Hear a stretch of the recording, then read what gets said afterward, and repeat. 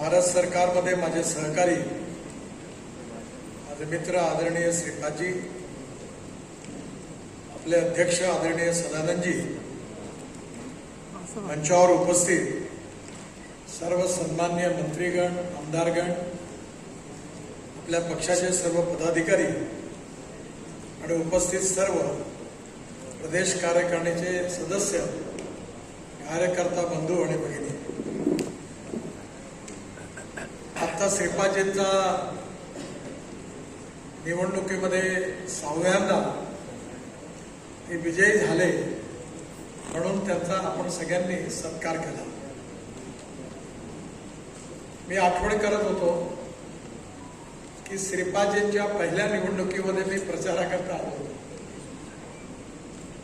1998 साली 99 साली, त्यावेळी 95 साली महाराष्ट्रामध्ये भारतीय जनता पार्टी आणि शिवसेना युतीचं सरकार आलं. त्यावेळी Pramod Mahajan all India general secretary होते आणि त्यांनी मला बोलावून जबाबदारी दिली की आता महाराष्ट्रामध्ये आपलं सरकार आहे आणि गोव्यामध्ये आपल्या पक्षाचा विस्तार करायचा आहे, तेव्हा गोव्याचा प्रभारी म्हणून तू काम कर. त्यानंतर त्यावेळी अशी स्थिती नव्हती, आपल्याला तेवढं यशही मिळालं नव्हतं. पण श्रीपादजी, मनोहरजी त्यावेळी दिगंबर होते, संजीव नाईक होता, हे 4-5 लोक नेहमी येऊन मी यायचो, इथे राहायचो आणि तेव्हापासून मी गोवा भारतीय जनता पार्टीचे अनेक चढउतार पाहिले. पण आज या ठिकाणी मला या गोष्टीचा आनंद आहे की आपल्या सगळ्यांनी येणाऱ्या काळामध्ये गोव्यामध्ये भारतीय जनता पार्टीला अतिशय सशक्त केलेला आहे आणि ज्या कार्यकर्त्यांनी या 30-35 वर्षामध्ये निस्पृह निस्वार्थी भावनेने या पक्षाच्या विस्ताराकरता प्रयत्न केले, त्या अनेक कार्यकर्त्यांच्या परिश्रमाचं हे फळ आहे की आज आपण एका चांगल्या स्थितीमध्ये आलो. त्या सर्व कार्यकर्त्यांच्या स्मृतींना किंवा जे आहेत आज आपल्यामध्ये, त्या सगळ्यांना मी अभिवादन करतो, त्यांना शुभेच्छा देतो, कारण त्यांच्या परिश्रमामुळेच हे शक्य झालं. काही कार्यकर्ते आपल्यामध्ये नाही आहेत आणि त्यामुळे निश्चितपणे आपल्या पक्षाच्या विस्ताराचा हा जो इतिहास आहे, या इतिहास नवीन कार्यकर्त्यांनी जर समजून घेण्याचा प्रयत्न केला तर वर्तमान काळामधून भूतकाळातल्या इतिहासाचं अध्ययन करून भविष्य काळातला भविष्याचा वेध घेण्याची नक्कीच आपल्या सगळ्यांची इच्छा पूर्ण होणार आहे. 2027 मध्ये पुन्हा विधानसभेच्या निवडणूक आहे. आज 2-2.5 वर्षाचा हा काळ बाकी आहे आणि या काळामध्ये आपल्या संघटनेचा विस्तार करणं आणि संघटनेची ताकद वाढवणं हे कार्य जर नीट प्रकाराने झालं तर नक्कीच पुन्हा एकदा गोव्यामध्ये भारतीय जनता पार्टीचं सरकार आल्याशिवाय राहणार नाही असा मला विश्वास आहे. मराठी आणि गोव्यातली भाषा याच्यात बरंचसं साम्य. मी पहिल्यांदा यायचो, देव तुमचं बरं करो. तर मी आता गमतीने म्हटलं की मी जरी असं म्हटलं की देव तुमचं बरं करो, एवढ्याने काही काम होणार नाही, कारण देवाचा आशीर्वाद पाहिजेच पण व्यक्तीचं कर्तृत्वही तेवढंच महत्वाचं आहे. या दोन्ही गोष्टी जेव्हा एकत्र येतील तेव्हाच विजय मिळणार. भारतीय जनता पार्टीचा इतिहास असाच आहे. मी ज्यावेळी भारतीय जनता पार्टीचा कार्यकर्ता म्हणून मला विद्यार्थी परिषदेतून सांगितलं की आता तू 75 साली आणीबाणी आली आणि त्यावेळी मी आणीबाणीच्या विरोधात काम करायला सुरुवात केली आणि त्यानंतरच्या काळामध्ये मग 77 साली निवडणूक झाली. मी विद्यार्थी स्टुडंट लीडर म्हणून युनिव्हर्सिटीत काम करतो. मी 6 मतांनी हारलो. डॉक्टर श्रीकांत जिचकार म्हणून माझे मित्र होते, अतिशय विद्वान होते, ते काँग्रेसकडनं होते उभे आणि त्यावेळी मी हारलो. पण नंतर मग मी जनता पार्टीचं काम करायला सुरुवात केली आणि ज्यावेळी आमच्या महाराष्ट्राचे जनरल सेक्रेटरी लक्ष्मणराव मानकर मला पुण्याला घेऊन गेले पहिल्या मीटिंगमध्ये यावेळी महाराष्ट्र एक्सप्रेस पहाटे 6 वाजता पुण्यात उतरायची. उतरल्यानंतर मी पुण्याच्या स्टेशनच्या बाहेर आलो. माझी पहिलीच मीटिंग होती. त्यावेळी भिंतीवर लिहिलं होतं की पर्याय पर्याय म्हणून ओरडतात कोण, ज्यांचे लोकसभेत निवडून आले 2. मी ते पाहिलं आणि मग मी विचार केला की आपण या पक्षात आता आलो. सध्या अटलजी निवडणूक हारले आणि लोक थट्टेरी म्हणायला लागले की हा पक्ष आता संपला. हम दो हमारे दो. अटलजी अडवाणी आणि त्याचे आपले 2 खासदार, एक गुजरातमधून पटेल होते आणि एक आंध्र प्रदेशमधून खासदार होते. 2च खासदार होते आणि देशामध्ये ही चर्चा सुरू झाली होती की हा पक्ष संपला. पण आपल्या सगळ्यांना इतिहास याकरता सांगतोय की त्यानंतर आपल्या कार्यकर्त्यांनी परिश्रम केले, मेहनत केली आणि प्रवाहाच्या विरुद्ध संघर्ष करत करत आणीबाणीत अन्याय अत्याचार सहन केला. जनता पार्टीच्या रूपाने आपण या देशाचं लोकतंत्र वाचवलं. इमर्जन्सी म्हणजे आपल्या लोकशाहीचा एक प्रकारे डंक घेणारी घटना होती. आपल्याला माहिती असेल त्यावेळी maintenance of internal security act मिसा होता. अनेक लोक जेलमध्ये गेले, अनेक लोकांनी सत्याग्रह केले, अनेक जेलमध्ये अनेक कार्यकर्त्यांचा मृत्यू झाला, अनेक परिवार बर्बाद झाले. पण आपण एवढा मोठा संघर्ष केला की त्या संघर्षामधून 77च्या निवडणुकीमध्ये आपण सगळ्या त्यावेळी पार्टी तयार झाली नव्हती, संविधान नव्हतं, नेता नव्हता. जनता पार्टी ही हिंदुस्थानच्या इतिहासातली अशी पार्टी आहे की त्या पार्टीचा झेंडा नव्हता, दंडा नव्हता, असं काही मिटिंग झाली नाही, कार्यकारिणी नव्हती, अध्यक्ष नव्हता. इलेक्शनच्या वेळी तात्पुरती व्यवस्था झाली आणि जनतेने इतका प्रतिसाद दिला की रायबरेली मतदारसंघामध्ये इंदिरा गांधींचा पराभव झाला. पूर्ण उत्तर भारतामध्ये काँग्रेस समूळ नष्ट झाली. संजय गांधींचा पराभव झाला आणि जनतेने जनता पार्टीला राज्य दिलं. आणि जयप्रकाश नारायणांच्या नेतृत्वाखाली जेव्हा जनता पार्टीचं सरकार आलं तेव्हा राजघाटवर समाधी राहून त्या ठिकाणी त्या शपथ घेण्याचा कार्यक्रम झाला.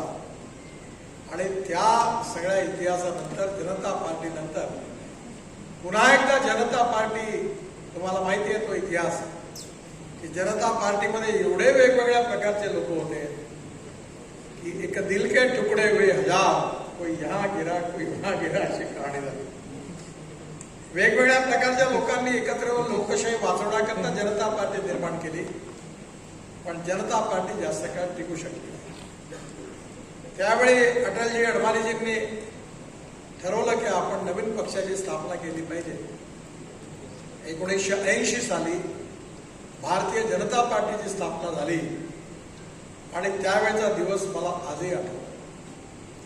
MC छगला, मोहम्मद करीम छगला हे फार मोठे व्यक्ती होते.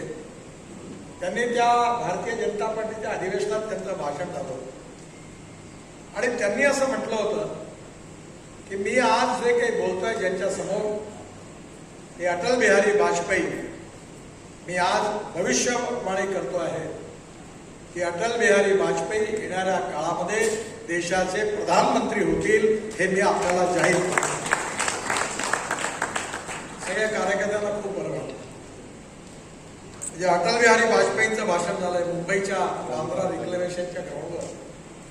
तो कार्यक्रम झाला होता आणि तिथून समुद्र दिसतो आणि 5:30-6 वाजता अटल बिहारी वाजपेयींचा तो जातीने मोठा नाहीये, तो गुणाने मोठा आहे. आणि या समाजातली छुवाछूत, अस्पृश्यता, जातीयता समोर नष्ट झाली पाहिजे. आणि मी ठरवलं माझ्याही मतदारसंघात 22 लाख मतदार, म्हणजे गोव्यापेक्षा जास्त, डबल.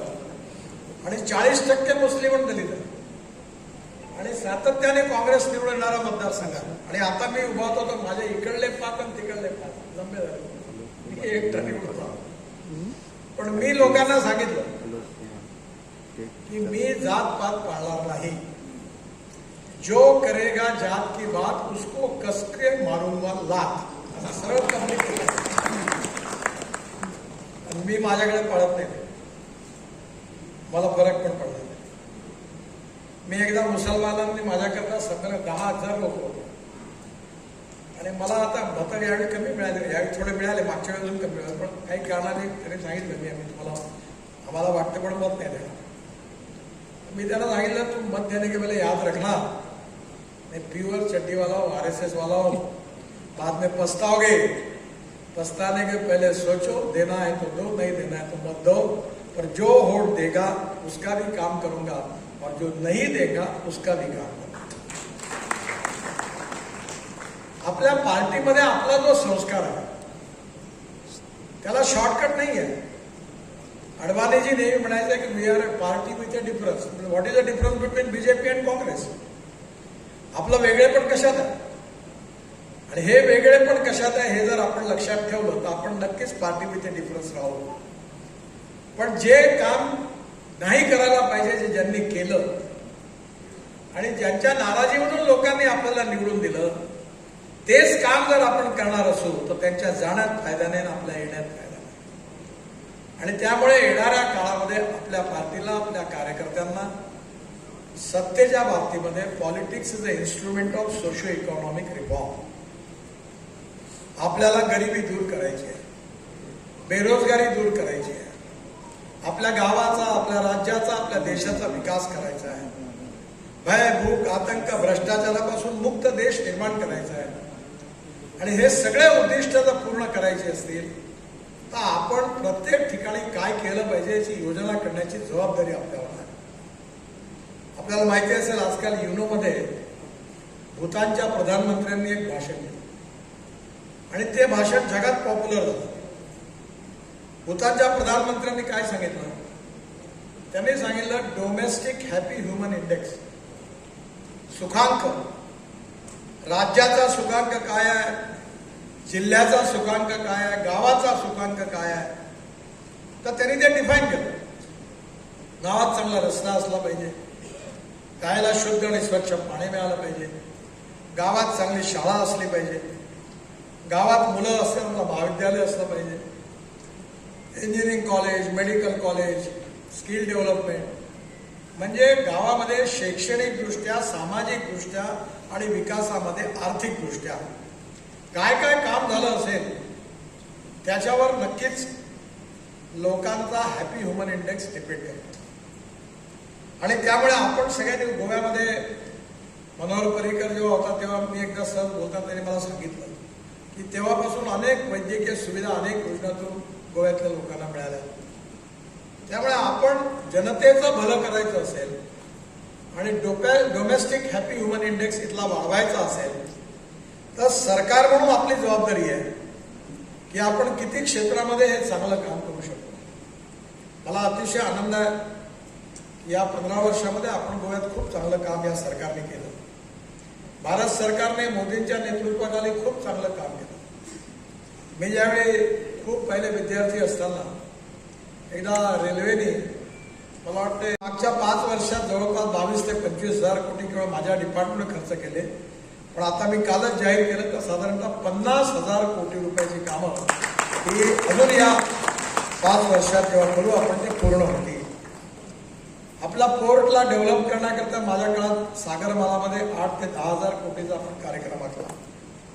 त्यामुळे येणाऱ्या काळामध्ये माझी मुख्यमंत्र्यांना विनंती आहे की या 2 वर्षामध्ये आपण गेल्या 15-20 वर्षापासून जो गोव्याकरता एक विकासाचा कार्यक्रम आखलाय, ती जी व्हिजन आहे तिचा एकदा शांतपणे पुन्हा एकदा अभ्यास केला पाहिजे. असं म्हटलं जातं की you can donate I but you cannot donate vision. डोळे दान करणं सोपी आहे पण दृष्टी दान करणं कठीण आहे. अप्रोप्रिएट दृष्टी असेल, अप्रोप्रिएट लिडरशिपची जर अप्रोप्रिएट दृष्टी असेल तर पैशाची कमी नाही आहे. कमीत कमी माझ्यावर तुम्ही विश्वास ठेवा. मी 50 लाख कोटी रुपयापेक्षा जास्त कामं केली. माझं बजेट पण 2.5-3 लाख कोटी. पण मला किती करोडोचे कामं सांगत होते. मी आजपर्यंत एकाही माणसाला सांगितलं की पैसा नाही. मी 1-1 लाख, 1.5 लाख, 2-2 लाख कोटी रुपयाचे कामं घोषित केली. मी तर 3 रस्ते तर 1 लाख कोटीपेक्षा जास्त अशी काश्मीर ते कन्याकुमारीपर्यंत. पैशाची कमी नाही आहे या देशात इमानदारीने विजन ठेवून प्रामाणिकपणे काम करणाऱ्या नेत्याची, आणि ती कमी जर आपण भरून काढली तर आपण कधीतरी हे उद्दिष्ट ठेवा, गोव्यामध्ये पोटेन्शियल आहे. मी काल बोललो की जगातल्या 5 सुंदर शहरामध्ये गोवा आलं पाहिजे. हा जो संकल्प मुख्यमंत्री आणि पार्टी अध्यक्षांच्या नेतृत्वाखाली आपण सगळ्यांनी जर ठरवला तर हे कठीण आहे, पण असंभव नाहीये, इम्पॉसिबल नाहीये. आणि हे जर करायचं असेल तर 3 महत्वाच्या गोष्टी आहेत: एथिक्स, इकॉनॉमी, इकॉलॉजी आणि एन्व्हायरमेंट. आणि गोव्यामध्ये NGOs खूप आहेत, विशेषतः पर्यावरणाच्या याच्यात काम करतात. इकॉलॉजी आणि एन्व्हायरमेंट हेही महत्वाचं आहे. त्यामुळे मी मागे आलो होतो मनोरस्ताला, इथला कचऱ्याचा प्रकल्प पाहायला गेलो होतो, solid waste management, liquid waste management. आणि मी तुम्हाला सांगतो, मी 8 वर्षापूर्वी माझ्या कॉन्स्टिट्युन्सीमध्ये टॉयलेटचं पाणी विकलं, शौचालयाचं. किती रुपये मिळाले असतील? 300 कोटी रुपये वर्षाचे मिळतात, 300 कोटी टॉयलेटचं पाणी विकून. आणि ते महाराष्ट्र सरकारच्या कोराडी खापरखेडा वीज प्रकल्पाला शुद्ध करून आम्ही देतो. No material is waste, no person is waste. It is depending upon the appropriate technology and appropriate vision of the leadership that you can convert waste into wealth. Knowledge to wealth and waste to wealth हे भविष्य आहे. टेक्नॉलॉजीचा उपयोग करून आणि कोणीही waste material नाही असं समजून आपल्या जनतेचं जीवन, त्याचा सुखांक, डोमेस्टिक हॅपी ह्युमन इंडेक्स वाढवायचा आहे. आणि हेच आपलं उद्दिष्ट आहे. आदरणीय मोदींच्या नेतृत्वाखाली आपण आता 3रं म्हणजे 10 वर्ष पूर्ण करून 11व्या वर्षात पदार्पण केलं. तुम्ही विचार करा की आपल्या देशाला स्वातंत्र्य मिळून 75 वर्ष झाली, आणि या 75 वर्षामध्ये 60 वर्ष या देशात राज्य करण्याची संधी काँग्रेस पक्षाला मिळाली. ग्रामपंचायत त्यांची, जिल्हा परिषद त्यांची, राज्यात सरकार त्यांचं, दिल्लीत सरकार त्यांचं. पण या देशाचा विकास नाही होऊ शकला. जे काँग्रेस पार्टी 60 वर्षात करू शकले नाही ते 10 वर्षामध्ये मोदींच्या नेतृत्वाखाली आपल्या सरकारने केलं आणि अजून करायचं आहे. मी नेहमी म्हणतो की जे काही झालं वो तो ट्रेलर है, असली फिल्म सुरू होना बाकी आहे. म्हणजे अजून काम करायचं आहे. आणि म्हणून हे करण्याकरता आपल्याला येणाऱ्या काळामध्ये सर्व क्षेत्रामध्ये एक विजन तयार करून आपलं परफॉर्मन्स ऑडिट करावं लागणार आहे. परफॉर्मन्स ऑडिट आमदाराचं झालं पाहिजे, खासदाराचं झालं पाहिजे, नेत्यांचं झालं पाहिजे. एक गोष्ट नेहमी लक्षात ठेवा, समोरचे माणसं तुमच्या तोंडावर तुमची तारीफच करतात. एक अमेरिकन ऑथर आहे डेल कार्नेगी म्हणून, त्यांनी एक पुस्तक लिहिलं, how to win friends and influence other people. एकेकाळी माझं वजन 135 किलो होतं, आता 90 किलो आहे. मला नेहमी वाटलं, मी आरशासमोर बघायचं म्हणायचं माझं वजन कमी झालं. माझा एक मित्र म्हणाला की तुमच्याकडे कोणाचं काम असलं तर मी एक मार्क केला की कोणी जर तुम्हाला म्हटलं की तुमचं वजन कमी झालं तर तुम्हाला एकदम बरं वाटतं, तुम्ही तुझं काम धावून पळून करता. पण माझं वजन काही कमी नाही झालं. बघा, तुम्ही चहा कॉफी प्यायची असेल तर साखर टाका. जोपर्यंत पेल्यामध्ये साखर टाकत नाही तोपर्यंत चमचा धावून येत नाही. साखर टाकली का तो पहिले पोहोचतो. त्याच्यामुळे आपल्याला मराठीतली म्हण आहे की निंदकाचे घर असावे शिक्षण. तारीफ करणाऱ्यापासून तो म्हणजे काही मनापासून हे करतात, सगळे खोटे असं नाही, पण तारीफ करणाऱ्यापासून आपण जरूर ऐकावं. पण आपलं चुकलं काय आहे, आपला दोष काय आहे हा देखील ऐकून घ्या. आपल्यामध्ये कोणी परफेक्ट नाही. No one is perfect and no one can claim that he is perfect. उत्तम, अधिक उत्तम, सर्वोत्तम English. You cannot catch your own image. मला बऱ्याच वेळा संधी मिळते, तर मला, मी काही एवढा विद्वान नाही, पण मला 9 डॉक्टरेट मिळाले, डिलेट्स मिळाले. पण मी इंजिनिअरिंग कॉलेजमधल्या ऍडमिशन करता डिस्क्वालिफाय झालो, कारण मला सायन्स ग्रुपमध्ये 75 साल होतं, आणीबाणीच्या याच्यात लागलो मला सायन्स ग्रुपमध्ये 50% कमी 49.26% मिळाले. इंजिनियर नाही होऊ शकलो. पण मी नेहमी पाहिलं की हे जे ह्युमन टेक्नॉलॉजी आहे ही सगळ्यात महत्वाची आहे. ही सगळ्यांनी मिळून काम करायचं. आपण राजकारणात काय म्हणतो, आम्ही सगळे एक आहोत, याचा अर्थ बिलकुल नाही होत. आम्ही सगळे मिळून काम करतो म्हणजे एकमेकाचे पाय घेतो. तुमच्याकडे असं नाही आहे. मी हे माझ्या अनुभवातून बाहेर असतो. आपल्याला एका उद्दिष्टाकरता एकत्र होऊ, ते उद्दिष्ट पूर्ण करून आपल्या राज्याला, आपल्या पक्षाला एका मोठ्या स्थानावर न्यायचा आहे. हा एक चॅलेंज आपण सगळ्यांनी ऍक्सेप्ट केलेला आहे. त्या दृष्टीने गेल्या 15 वर्षात उत्तम काम झालेलं आहे. पण अजून काम करण्याची गरज आहे. जनतेचा विश्वास संपादन करण्याची गरज आहे. जनतेचे सुखदुःख काय ती समजून घेण्याची आम्हाला गरज आहे. काय केलेलं आहे आणि काय करण्याची आवश्यकता आहे ते शोधण्याची आवश्यकता आहे.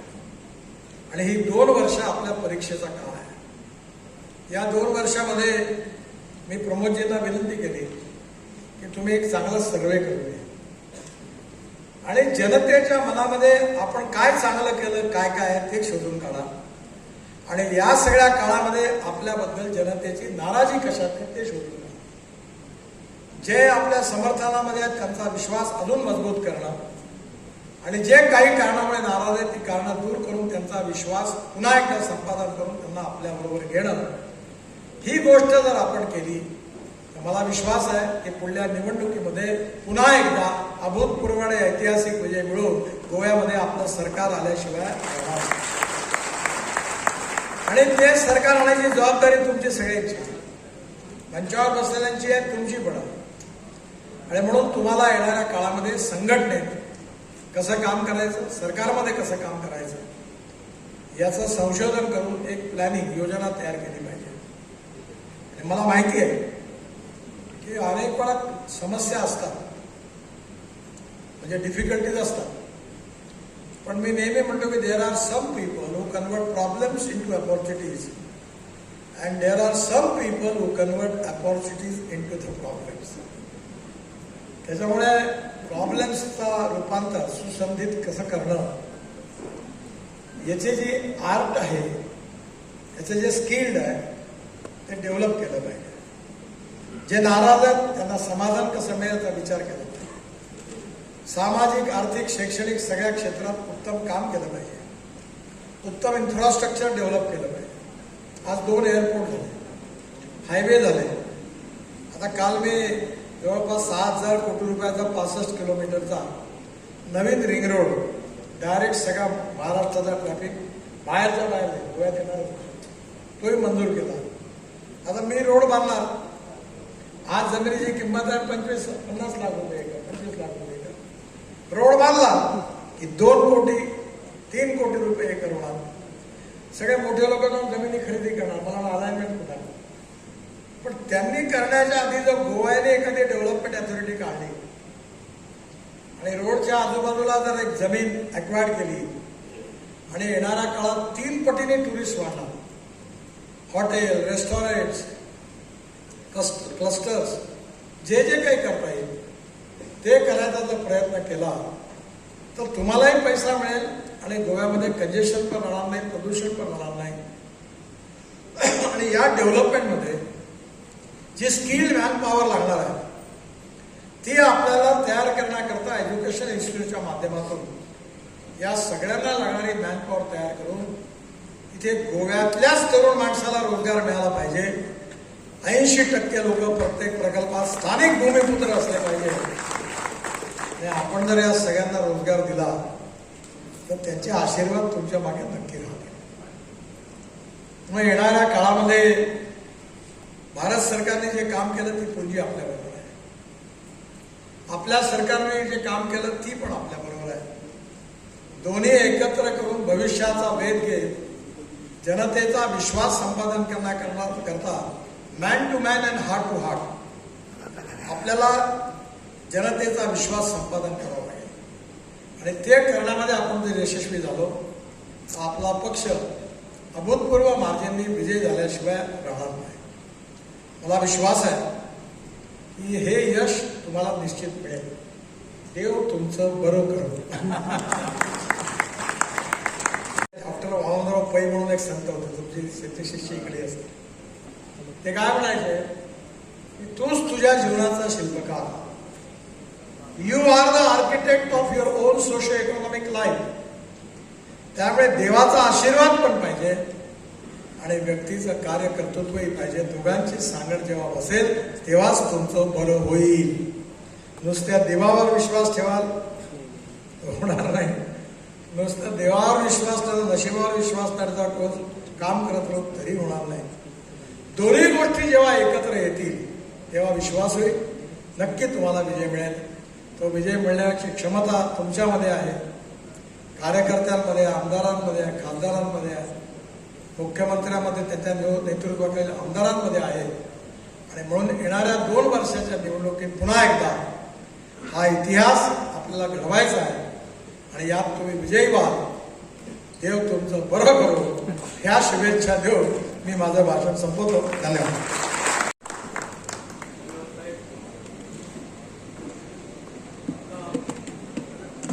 राहणार याबद्दल आम्ही निश्चिंत आहे.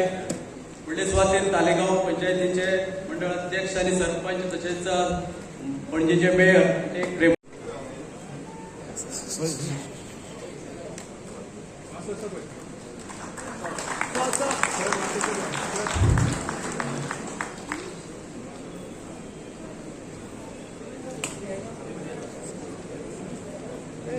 घेतलं तुम्ही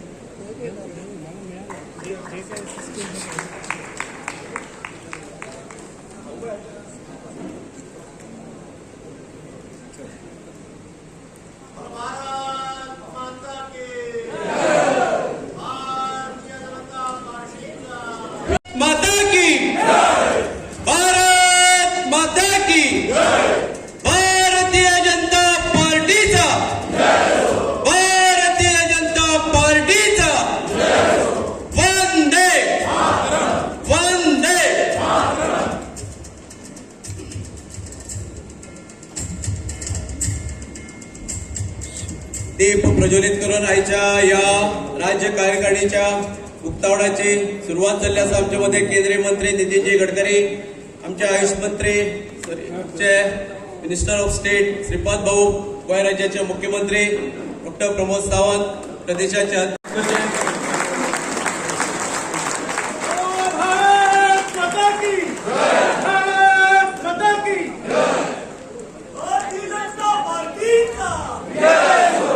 आम्ही वंदे मातरम